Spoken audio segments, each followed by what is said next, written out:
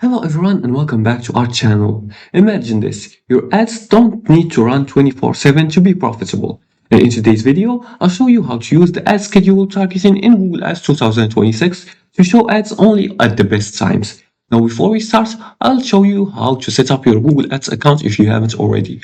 You need to go to the business.google.com and then you're going to click on the Start Now button. And here, make sure to link your Google account to your Google Ads account. After that, you're going to enter your business information such as your business name and your business website.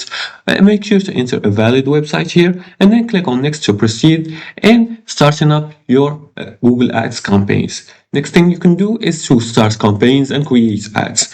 Now let's go back to our topic and teach you how to use the schedule targeting in Google Ads. The first thing you want to do is to open the ad schedule.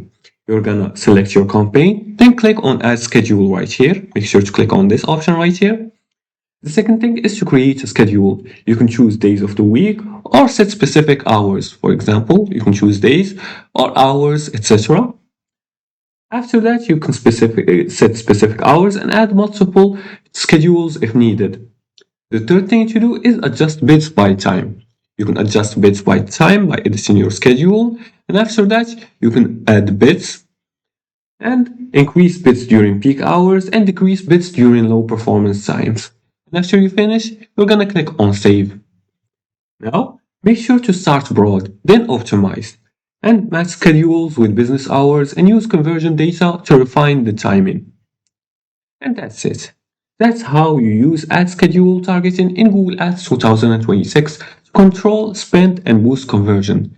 And this was it for today's tutorial. If you liked this video and found it helpful, please like and subscribe and leave a comment below the video if you have further more questions about this topic. Thanks for watching and see you again in the next tutorial.